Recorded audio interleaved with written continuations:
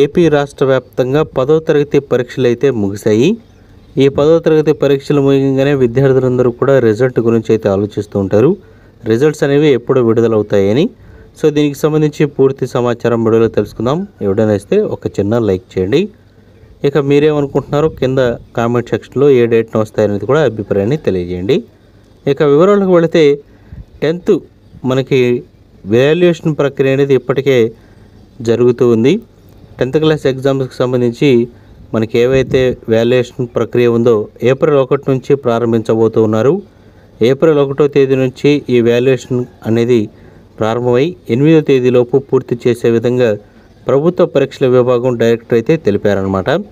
ఏపీలో 10th class ఎగ్జామ్కి సంబంధించి పేపర్ వాల్యుయేషన్ అనేది ఏప్రిల్ 10వ తేదీ నాటికి పూర్తవుతుంది.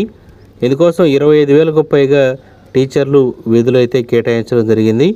6,23,000కు పైగా రెగ్యులర్, 1,02,000 మందికి పైగా ప్రైవేటుగా విద్యార్థులు అయితే ఎగ్జామ్స్ అయితే రాశారు.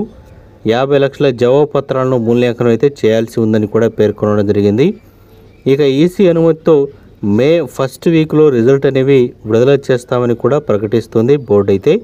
సో అంటే దాదాపుగా మే 1st వీక్ అంటే మనకి 7వ తేదీలోపు ఈ ఎగ్జామ్కి సంబంధించి రిజల్ట్స్ అనేవి ఎన్నికల కమిషన్ అనుమతితో విడుదల చేస్తారని తెలుస్తుంది.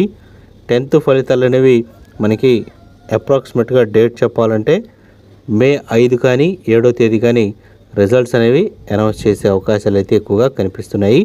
మరి మీరు ఏ డేట్న అనౌన్స్ చేయొచ్చు అని భావిస్తున్నారో కింద కామెంట్ సెక్షన్లో తెలియజేయండి. ఎవడైనా లైక్ చేయండి, వెంటనే ఛానల్ని సబ్స్క్రైబ్ చేసుకోండి.